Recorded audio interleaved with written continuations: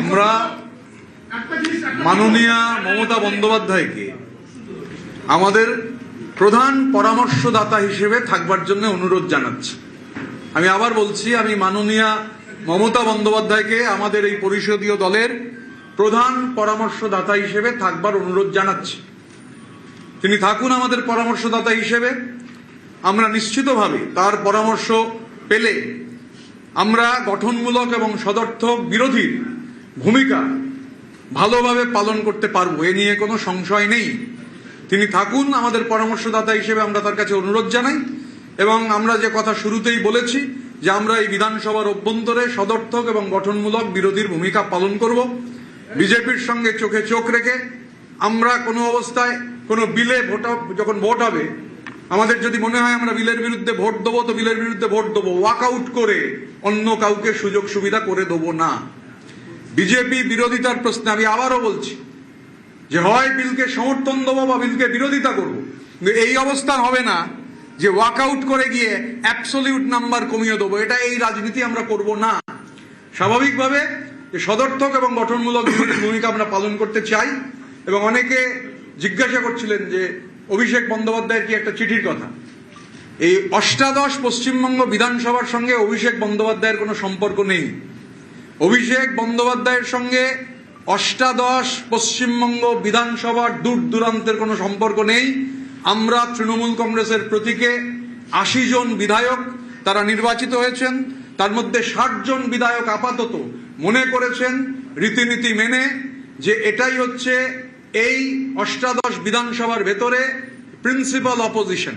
এবং আমরা তৃণমূল কংগ্রেসকে রিপ্রেজেন্ট করছি, আমরা তৃণমূল কংগ্রেসের প্রতিনিধি হিসেবে এখানে রয়েছি।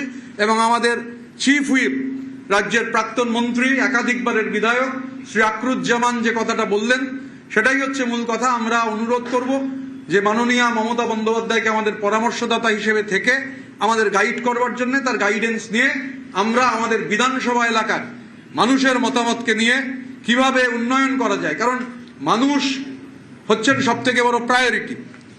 আমরা নিশ্চিতভাবে আমাদের এই কথাগুলো রাজ্য প্রশাসনের কাছে দাবি জানাবো যে আমাদের বিভিন্ন যে জেলা রয়েছে যেখানে বিরোধী বিধায়করা রয়েছেন, সেই জেলাগুলোতে প্রয়োজনে প্রশাসনের সঙ্গে বিরোধী বিধায়কদের আমাদের মনে হয়েছে আজকের মিটিং দেখে যেটা অনুরোধ করলে হবে, প্রশাসনের সঙ্গে বিরোধী বিধায়কদের মিটিং প্রয়োজন। এবং আমরা এটা নিশ্চিত করতে পারি আমাদের এই যে ৬০ জনের ব্লক বিরোধী বিধায়করা যারা আছেন তারা এই ধরনের অ্যাডমিনিস্ট্রেটিভ মিটিংয়ে উপস্থিত থাকবেন, তারা এই ধরনের প্রশাসনিক যে সভাগুলো হবে, কারণ আমরা আমাদের মানুষের কাছে দায়বদ্ধ, আমাদের ইলেকটোরেটের কাছে দায়বদ্ধ তাদের উন্নয়নের প্রশ্নে।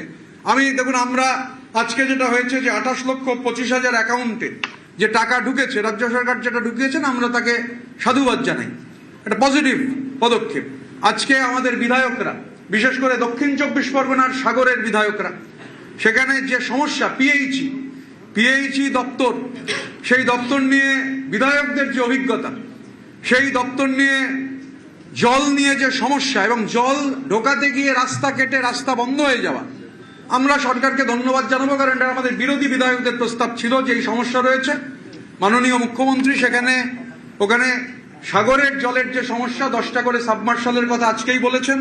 এবং এই পিএইচির যে রাস্তাগুলো যে কাটা হয়ে গেছে মাঝখান থেকে, এই যে মাঝখান থেকে রাস্তাগুলো কাটা হয়েছে, সেখানেও তিনি মিটিংটা লাইভ হয়েছে, সবাই দেখেছেন যে যারা ঠিকাদারদের যে ডিপোজিট আছে সেই ডিপোজিটের টাকা থেকে অবিলম্বে আমাদের হাওড়া গ্রামীণ জেলার সভাপতি তৃণমূল কংগ্রেসের রাজা সেন বিধায়ক বাগনান, তিনি এটা তুলেছিলেন। খুবই একটা ইম্পর্টেন্ট এজেন্ডা। বাগনান মিউনিসিপ্যালিটি, ওটা পঞ্চায়েত এলাকা, মিউনিসিপ্যালিটি হওয়ার প্রয়োজন। তো আজকে যে আমরা রিপোর্ট আনসার পেয়েছি সেটা সদর্থক।